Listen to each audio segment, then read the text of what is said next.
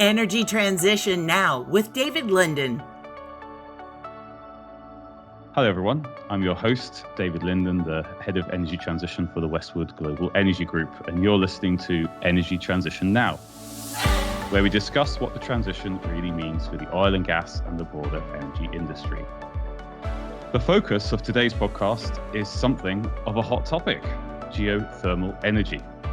A renewable energy source that has grabbed a lot of attention recently, but for one reason or another has not quite fulfilled its potential yet. So we're really lucky to have Jamie Beard with us today, who one could describe as a passionate advocate for geothermal energy, with the belief that it can act as the baseload-capable clean energy of the future. Jamie is an energy regulatory and environmental attorney or solicitor here in the UK by training. And she now serves as the exec director of the Geothermal Entrepreneurship Organization, GEO, at the University of Texas at Austin, an organization she founded in 2019. She also organizes and curates the Pivot from Hydrocarbons to Heat conference series, which is really about engaging the oil and gas industry in the challenges associated with and exploring and drilling for geothermal energy. Jamie, your work, I guess, and your passion does come across in several fronts. I guess mostly also we see it through the media, but certainly I enjoyed it a lot through the TED Talk, which I think you did, a couple of months ago and now has over 1 million views. So that's quite something. So welcome. It's great to have you here. Thanks, David. Appreciate your engagement on geothermal. No, very much. It is definitely a topic we get asked a lot on. So it's really good to have you here and come to talk to us about it. So thank you for your time as well. So look, I mean, for these podcasts, at least, we have quite a broad audience. So it is always useful to go back to basics so everyone can follow through what we're about to say and how things actually work. So can we maybe just start with the most basic of questions as such as what is geothermal energy? Well, geothermal generally is using heat from the earth, a variety of places in the earth, and I can touch on that in a second, but using it for all sorts of things like heating buildings directly, or for energy, actually producing electricity from hot water or steam from the ground. Geothermal is derived from a few different places, and this is actually, I've learned recently this is broadly misunderstood. Geothermal energy as it exists today in the world in places like Iceland is volcanic, right? So it's essentially core heat that's made its way to the surface and close to the surface.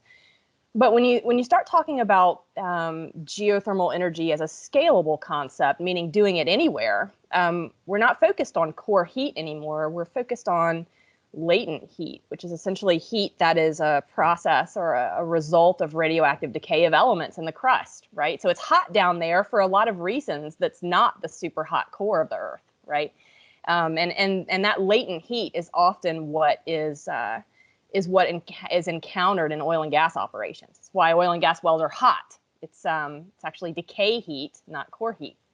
But anyway, so all of these heat sources combine to produce this just gigantic, ubiquitous, available anywhere resource we call geothermal energy. Interesting. So when you say available anywhere, so if I was to go and drill anywhere in the world, I would encounter some form of heat, and it's potentially useful. Yeah, and depending on how deep you drill, it's definitely going to be useful. So it's just a matter of the depth of the resource, in different places of the world, and it does vary. There are places where it's very shallow, and those places are the locales where we have geothermal energy production today, because it's shallow and it's easy to get to. The right geological conditions exist. But anywhere in the world, if you drill far enough, you reach temperatures that far exceed what we need to produce geothermal electricity. Right. So when we do want to make sure we're separating as we talk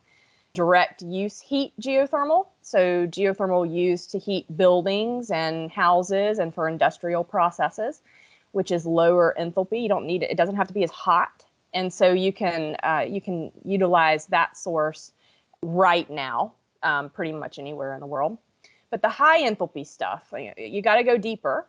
It's got to be a lot hotter, and that's what we use to produce electricity. All right, so very clearly there are a couple of different uses coming out there depending on the kind of heat that you have and how far down you go and where you are in the world, it sounds like. But the question then, I guess, is so this is technology, or geothermal energy as such has existed for years, decades. What's its value prop, right? Why is it we should be looking at it? What problems is it solving that we maybe can't solve with, I don't know, wind, let's just say, or offshore wind or solar? The number one characteristic that makes it extraordinarily exciting is the fact that it's baseload. So geothermal is a green energy or a renewable energy source that is available 24/7, regardless of what any conditions that are going on the surface. So it doesn't matter if it's nighttime, it doesn't matter if the wind's blowing, it's always there and it's always on. And that's really interesting because it negates the need for energy storage. And what that means for environmentalists is it negates the need for massive lithium mining projects, right? I mean, the types of questions that we're starting to cross, the bridges we're starting to cross now, and figuring out how we can possibly mine the volume of rare earths that we need to meet the needs over the next, the coming decades in terms of energy storage. Geothermal doesn't need that, right? So it's always on, and that's I think it's a value proposition that is really worth noting, particularly as utilities struggle with the intermittency of other renewables right now, and that is that is evident in the United States for certain, but it's been very evident also in other parts of the world, particularly as more intermittents like solar and wind come onto the grid. But geothermal, it's really interesting. You can use different terminologies to speak to different groups of people, and everyone finds reasons to like geothermal, right? So in Texas, and when I'm speaking to the oil and gas industry, emphasis is on the fact that geothermal is energy secure, right? So it's resilient.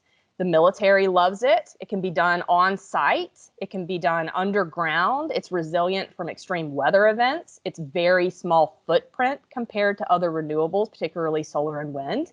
You look at it from an environmental or climate activism angle. We're talking about, a carbon-free or potentially carbon-negative baseload energy source that can be done anywhere in the world, that is just a gigantic, huge resource, right? That means you can do it near population centers. It means geothermal, since it's baseload, can be, constructed in developing nations that are suffering from energy poverty, particularly in place of, say, new coal plants. So, there's a lot of things to love about geothermal. The question is, what angle do you come from, and what do you care about? I think the number one thing that's driven me toward geothermal is that it makes a whole lot of sense, right? It's a way for us all to get together and all like a way forward in an energy transition solution. No, very nice indeed. Yeah. So that does seem to potentially solves a lot of problems there as such. The one thing maybe I would just add, listening to you there, was you talked about both heat and electricity. And certainly here in the UK right now, we're having this big debate around, well, how do you solve the heat problem, not just the electricity problem, right? And is it hydrogen? Is it something else? But yeah, in addition to that list that you've got is, well, it does heat as well as electricity. Yeah, so that's quite a neat 50%. I would say at least 50% of the geothermal solution for the future is heat. And that's something we just step back and look at what we're thinking about now. We're thinking about, figuring out how to use wind and solar to make green hydrogen to then turn around and burn to heat homes. And, or we could just use heat, right? I mean, it's such a simple solution comparatively with, quite frankly, when it comes to direct use heat technologies that have been used for hundreds of years. So geothermal for heating purposes is not hard. There is no technical risk or uncertainty in terms of that. It's really a matter of incentives, policy, et cetera. It's getting adoption, education. Direct use heat geothermal is obvious. It should be immediate. It should probably be built into building codes. I mean, it's one of those things that we just need to do. So because of that, I'm less focused on it, right? Because I'm not a policymaker. And so I'm kind of focused on how to make the electricity portion work. But I don't want to underestimate how huge the low enthalpy direct use heat piece is. And there are definitely some great startups out there that are working on that piece. Okay, well, let's talk a little bit about that then. So I think you've given a sense as to why there has been a revival in geothermal, right? It ticks a lot of boxes, right? Mm-hmm. It seems to please a lot of customers in that sense. Is it governments saying, hey, look, actually, we should be thinking about this? Or is this individual companies saying, you know what, I've got some tech here that I might repurpose, and this geothermal thing we've been thinking about for a while, maybe it's now worth giving it a go? Where's the sort of revival as such coming from? You mean in the media, like the attention that geothermal has gotten recently? Where is that coming? Because beforehand, geothermal, if I go back to sort of when I first studied even or looked at, various, how do you say, well-read literature around geothermal, it was often dismissed as a lower end of the scale of something you should do because of the efficiency and all these different factors. And so if you're going to do something, do renewables, but as in, solar and wind, subsidize them to get them scaled up, etc. But geothermal always fell by the wayside. But it is being discussed a lot more. It is being brought up a lot more. I mean, you're partly at fault, I guess, Jamie, right? But thanks, David. But I'm just trying to work out where some of this is coming from. Is it governments going, we need every single tech that we can get, so let's make sure geothermal happens? Or is this company saying, you know what, I've got a transferable skill here, let's see if I can make it work? Yeah. So this is my view, and it's been a really interesting convergence of events over the past 2 years that's really it's really increased over the past maybe 12 months, which is, oil and gas entities, for instance. They've thought about geothermal in the past meaning a decade or two ago. Some of them publicly relevant investments, big public moves into hydrothermal projects, for instance, which are like the volcano-based hydrothermal Ring of Fire Iceland type projects, only to divest later, right? So they kind of dipped their toes in and then jumped right back out. And from the best that I can tell in talking with industry folks about this is that 15 years ago, geothermal looked really cool. It looked as cool as it does today, but it also looked a lot harder. It looked very moonshotty, almost sci-fi. In particular, scalable geothermal. So geothermal that can be done anywhere in the world. That was sci-fi in the eyes of oil and gas 15 years ago, because we didn't have technologies like all of the technologies that were developed during the shale boom. So we didn't have directional drilling technologies. We didn't have hydraulic fracturing technologies. We didn't have all the technologies that came out of deep water offshore exploration. So the high pressure and temperature stuff that we have now. And so all this knowledge and learning and expertise and technologies have kind of accumulated on the shelf over the past 15 years. So that poised the oil and gas industry to look at this differently, because there's all this capability now that they hadn't really gone back and rechecked since the sci-fi discussion back 15 years ago, right? So then, we've had this kind of steady stream of carbon neutrality commitments coming out of the majors, and then them looking at each other and thinking, how are we gonna do this? And particularly, how are we gonna do it leveraging our core competencies? Which I think has been a real struggle. We've had a fever pitch of climate angst. There's divestment movements. There's activism. There's a lot of pressure on entities. And then something really interesting and I think unexpected that has pushed entities to consider geothermal really quickly was first the oil price crash, and then demand destruction from COVID within the oil and gas industry freed bandwidth. And this goes to the core competency of parents in the oil and gas industry, right? Because when they're full out 100% on oil and gas, they don't have time to have their star petrophysicists and geologists thinking about geothermal. They're thinking about oil and gas. So demand destruction, oil price crash ended up producing bandwidth. which produced across multiple entities this grassroots geothermal movement. And it was just cool. It was awesome. It was super fun to see. And I was able to grab some of those folks and get them talking, right? And that's how Pivot happened that you mentioned earlier. Yeah. So, there's, a lot of things have come together, right? Where when entities now start looking again at geothermal, now they're finding a wealth of capability. Whereas in 15 years ago, that was not there. Another thing, when you mentioned startups, and that's what I do, is this, I try to engage oil and gas veterans, and I encourage them to create startups and help them get off the ground. COVID helped with that too, because all of a sudden there were a lot of underemployed or unemployed people in the oil and gas industry with all of this capability and knowledge that could be immediately applied in geothermal ventures. And so you had this kind of cohort of really seasoned oil and gas executive, 30, 40 years experience. So these all executive teams that collectively have hundreds of years of experience from oil and gas entities launching geothermal companies, and they don't have to think about it. Like, they're like, okay, we get funded and we're going straight into the field and we're going to go drill because we know how to do that. Right. And that's happened. It's happened a lot over the past 2 years. And I think that's where you're starting to see all of this media engagement and excitement around geothermal. And also, quite frankly, we've seen oil and gas entities start engaging with those startups themselves in terms of fundings and partnerships, et cetera. Fascinating. Okay. So it's really interesting transfer of skills and people. And ultimately, I guess, as you're saying, there's some money as well, which you need to make all this happen.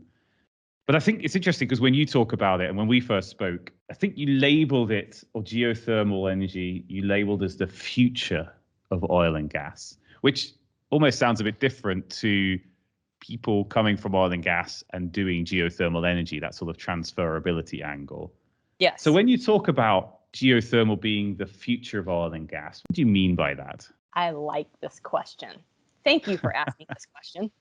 So this is a point of nuance that I think folks should really focus on here. In terms of energy transition for oil and gas entities across the board, I mean, operators, oil field service, all of it, drilling contractors. In talking about energy transition, you often hear this narrative of, oh, well, we're relevant in this space, solar and wind typically, but sometimes others. We're relevant in this space because we know how to scale stuff. We can produce, we know how to build projects. So clearly we can go and help with wind farms, right? And I'm seeing that kind of starting to be applied in geothermal as well. And I think that is completely wrong. Okay, so I think that is just the wrong way to look at this. Because in terms of oil and gas, the interest in geothermal should not be, oh, let's fund startup companies and then we'll help them scale. The interest should be, this is our core competency. We need to just do this, right? So there is no other renewable that fits the bill this way, where you literally engage up and down the chain everybody in oil and gas. I mean, including assets. We're talking about rig workers and rigs, but we're also talking about PhD level geophysicists and geologists and petroleum engineers, everybody from exploration to production, drilling engineering, everything, right? And that goes to the core of these parent companies in terms of capability. And that should be a different discussion. That should not be, oh, let's just help startups scale. That should be, wow, this is a way for us to actually keep our core business model, but shift into a clean and renewable energy source. And so I don't think that that's getting enough discussion. It's certainly not being discussed enough in the C-suites of majors, for as far as I can tell. And so, that's why I say I think it's the future of the industry, because I really believe it is. And investing in startups is a good way to start, and it's kind of necessary in terms of risk mitigation a little bit for some of these entities. But at some point, we've got to get to the point where we flip the switch and just start doing it as the business model, because it makes a lot of sense, right? So anyway, that's what I mean when and I realize it's bold, but is it more bold than oil and gas entities becoming wind producers? I mean, I guess when you step back and you look at the alternatives that oil and gas companies are considering, they're literally considering laying off most of their oil and gas related workforce and rehiring people that know how to do solar and wind and trying to pivot while being on the back foot into areas where there's just not core competency. That's not how you lead, right? You lead with core competency, and geothermal is squarely that. Very interesting. No, I could see how the core competency piece plays across it. It is something that the oil and gas industry often talks about and is trying to find ways to have some relevance as such within this transition. And it's actually quite nice to hear such a clear story, which isn't often well told maybe across the other sectors, because it is difficult to say. But I'm sure you have some interesting debates with the oil and gas majors as to whether they think that's the case. But it's a very clear message and a very clear line of sight for them to think about. But a lot of what we've talked about clearly is, okay, here's the opportunity, here's the positivity around it, and the things that we can do. But of course, it hasn't all been done yet. And there are things that still need to happen for that to work. And part of that's just, as you say, de-risking it maybe from a kind of, look, I do feel this is my core business model now, or whatever. But could you maybe just highlight, some of the things that you see from a kind of, whether it's a technical or commercial angle, that you see are the kind of challenges you need to overcome to make this work? Yes, and this question actually is a great segue to what you just said, because it goes straight to the reason that oil and gas tells me they can't do it, which is hilarious, because they absolutely can. So, I mean, and I'll explain, that there are technical challenges to all geothermal concepts. And there are ways that, the concepts need to be optimized and improved. There's a little ways to go. But again, we used to produce oil that was sitting on the surface of the earth in puddles.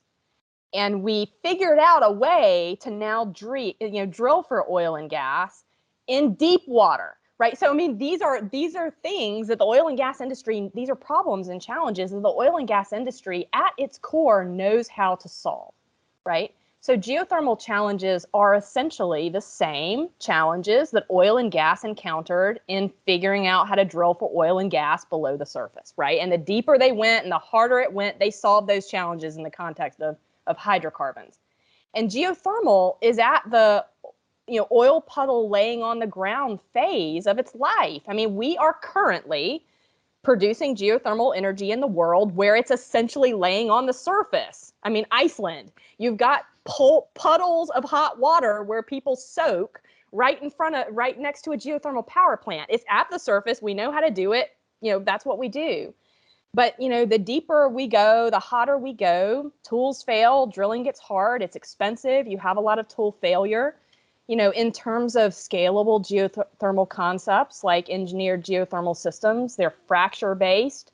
It's complicated. I mean, the fractures change over time. They don't connect properly. You don't have flow rates that are efficient to make enough to produce enough on the surface. There's seismicity risk with operating engineered geothermal systems.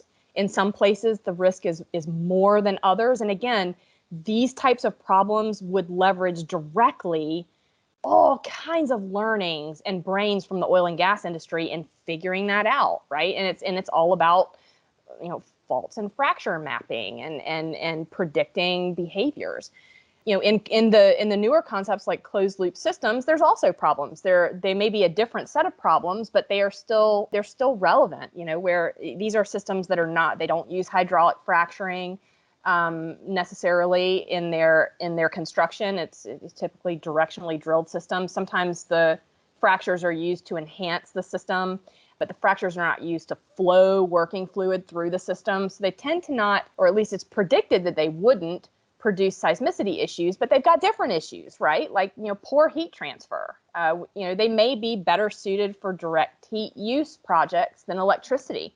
But again, these are all problems and challenges that if 5 or 10% of the brains in the oil and gas industry focused on them, they would be solved.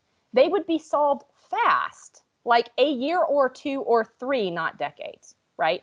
And I think the challenges with geothermal exist because there haven't been enough really smart people that are perfect for the role thinking about them. And so, the chicken and egg problem of oil and gas saying, oh, well, we can't do this because it's too expensive or there's technology challenges. Well, flip the, on the other hand, you absolutely could fix all the technology challenges very quickly with engagement, right? And so, a lot of what I do in my day-to-day and figuring out how to deploy geothermal as quickly as possible is trying to figure out the balance between risk mitigation for the oil and gas industry and majors and getting them to fully engage in the problem set in a way that would solve challenges really quickly. If anyone who isn't a geologist or follows this well might have even got completely lost in all the things you're saying there, because of course there are technology challenges that are unique to that area. I mean, but if you're maybe someone who, as you say, thinks about cost, but also looks at renewables as a whole and saying things like, well, part of the reason that offshore wind made it or solar's making it is because they had subsidies, they had a demand center, governments wanted them to happen. Yep. Is part of the challenge here? Well, there's two things, right, I guess. One is it because it's not necessarily a supported technology in the same way that others are? So others benefit from tax incentives or subsidies of some sort in one way. And the second bit is that while you're talking about some technical challenges there, if you're thinking of heat that you could provide for heating purposes in an industrial site or something like that, is part of the problem not really, how do you say this, the commercial angle? So where is my demand? Who's going to pay for this? Rather than the technical side of it as well. So I'm asking you two questions in one there, but I guess I'm asking, is the incentive lacking? And then more broadly, is the commercial structure just maybe quite hard to solve for some players because they haven't really thought about how to take the heat that's everywhere and then go and put it into a demand center that actually needs it? And I know I'm talking about heat rather than electricity here, but it's just one angle. I understand your question. Yep. Okay, so first part of the question, political will, subsidy, support, incentives. That boat has left essentially. So geothermal geothermal has not been supported historically by governments, not even close to the amount and level that other renewables have been supported. I mean, we're talking about single-digit percentages of the total amounts of subsidies, incentives, etc. So geothermal is often labeled for that reason, the forgotten renewable, and for good reason, right?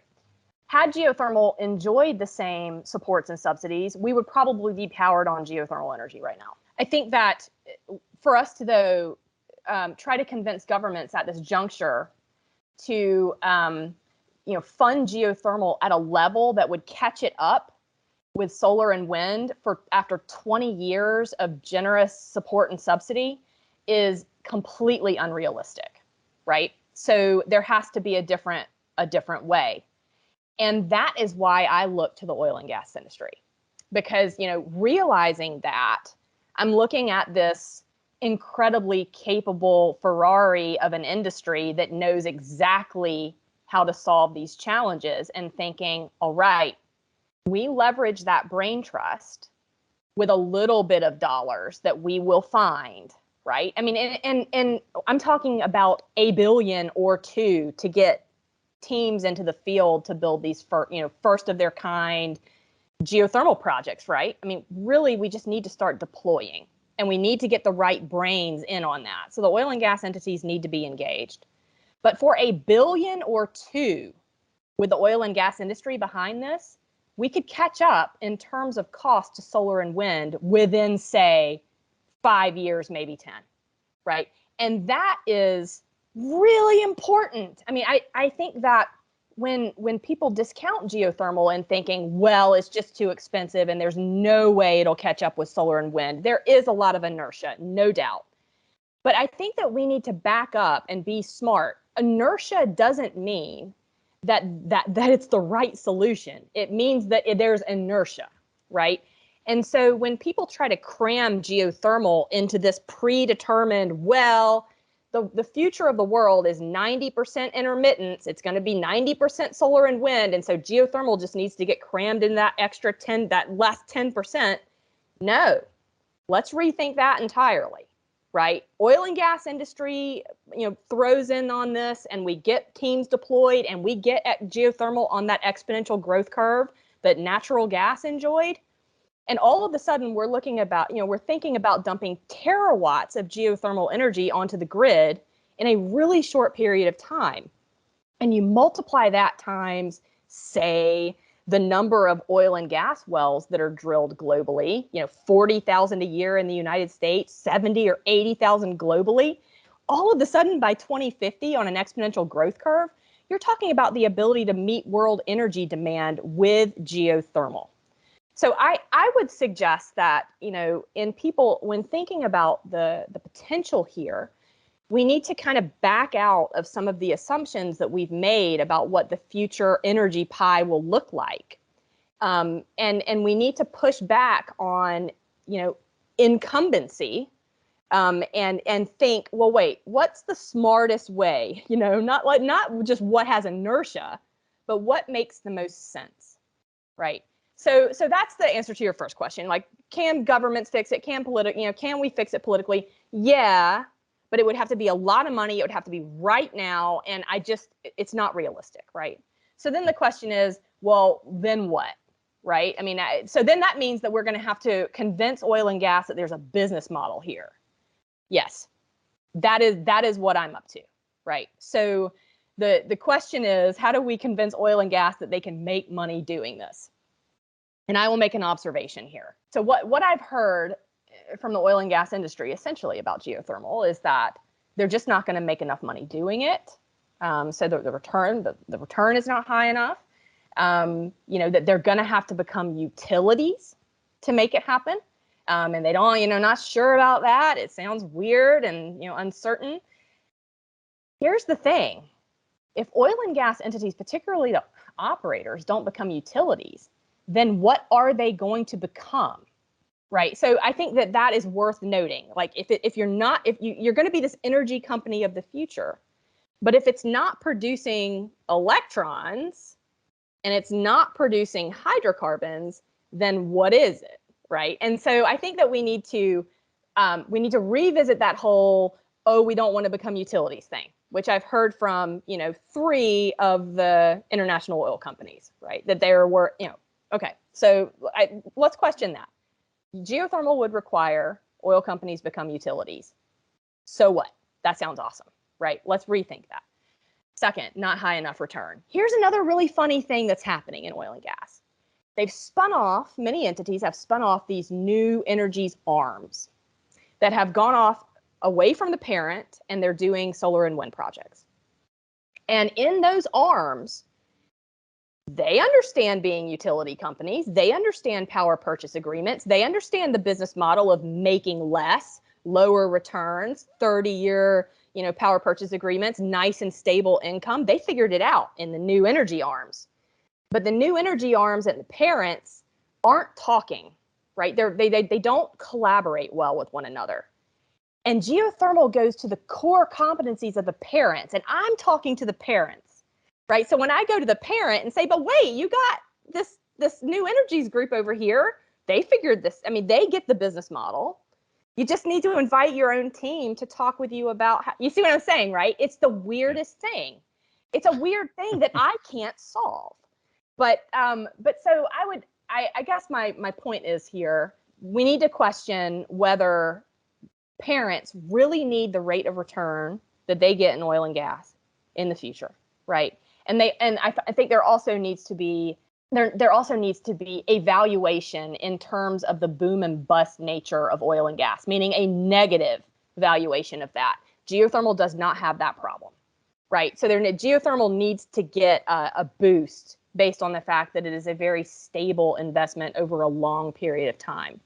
And so there does need to be some innovation, I think, in the finance departments of some of the majors in terms of this. And I think really it would be about inviting the new energies groups to talk about how they navigated, becoming utilities and got used to the rates of return.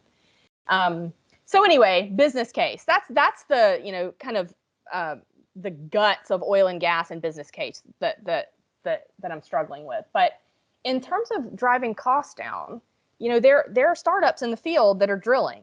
Some of these oil and gas veteran startup teams have gone out, raised money, and within 12 or 18 months time from their launch, are out in the field drilling geothermal projects and trying to do demonstrations and release data. And so we're just on the cusp of the outcome of some of these projects. And there are teams out there who are aiming to be competitive with solar and wind on their, say, 4th or 5th project. So, let that sink in for a second, right? You have if that works, that's an incredible learning curve. That's fast. But I'll mention again, these are oil and gas teams. That's what they do. They squeeze efficiency. They pad drill. It's manufacturing, right? That's exactly, they cost reduce. The numbers will tell the story, I think, when some of these teams finish their demonstrations. It's so fascinating because there's a number of technologies that we've talked about either on this podcast or we've written about in various blogs that I don't want to name them and shame them, but ultimately those are technologies that will require big changes in regulation to ever work, right? Because what they're doing, maybe let's say capturing carbon in some shape or form, has no value.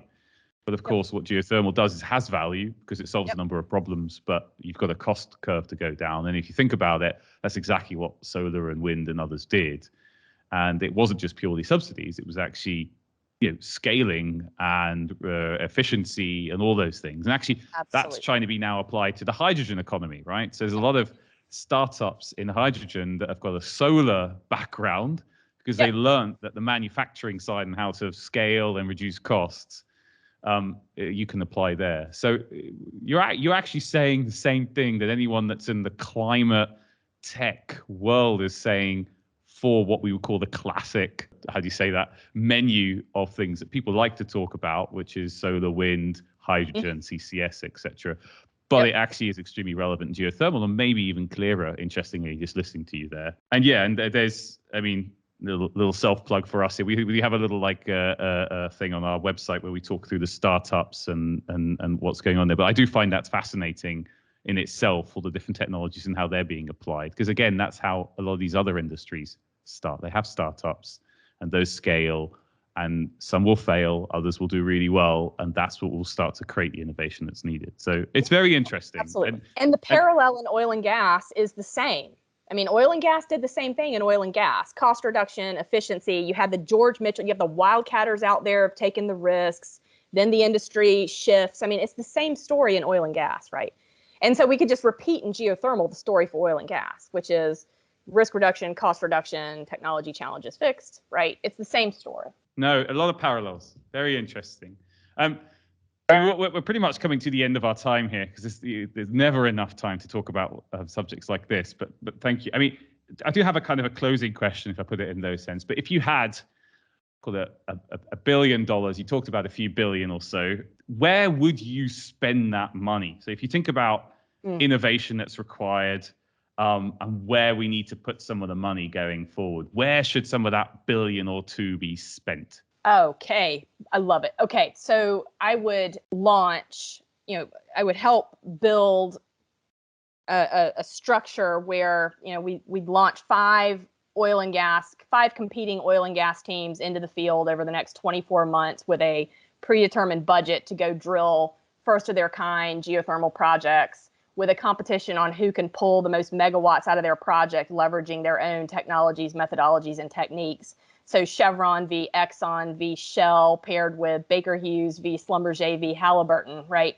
And go out there and again, like that, we're talking about 200 million to do something like that. And within 24 months, the amount of learning you would have in the oil and gas industry on, cutting edge, first of their kind geothermal projects would be incredibly invaluable. Like that would start that learning curve. And then we figure out what we need to do R&D on after we get the learnings from those first projects. Where were the failures? What do we need to fix?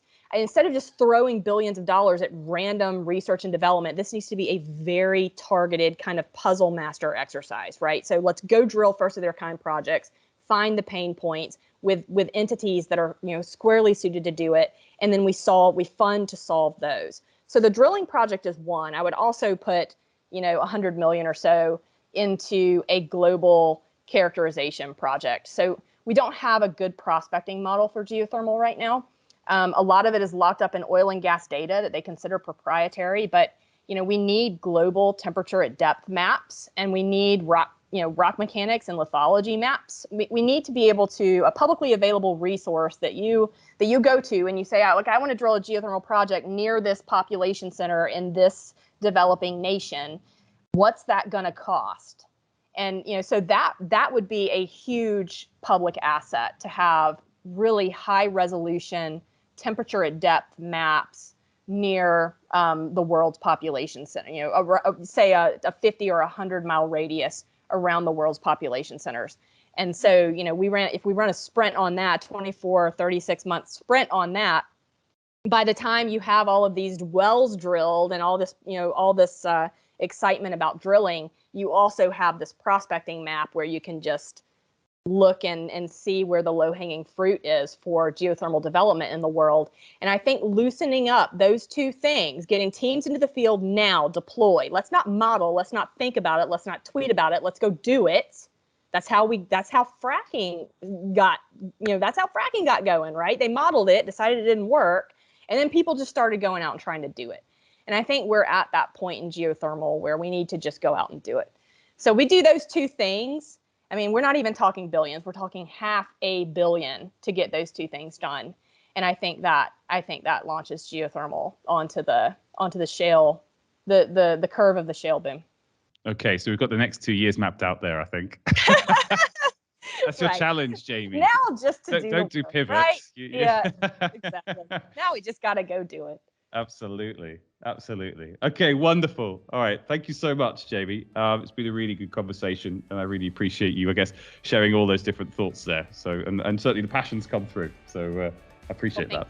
I appreciate you engaging with me, David. Thanks very much. No problem at all, and thanks everyone else for listening as well. I hope you enjoyed that conversation. Please make sure you subscribe, give us a rating, and share with your friends. Talk to you next time.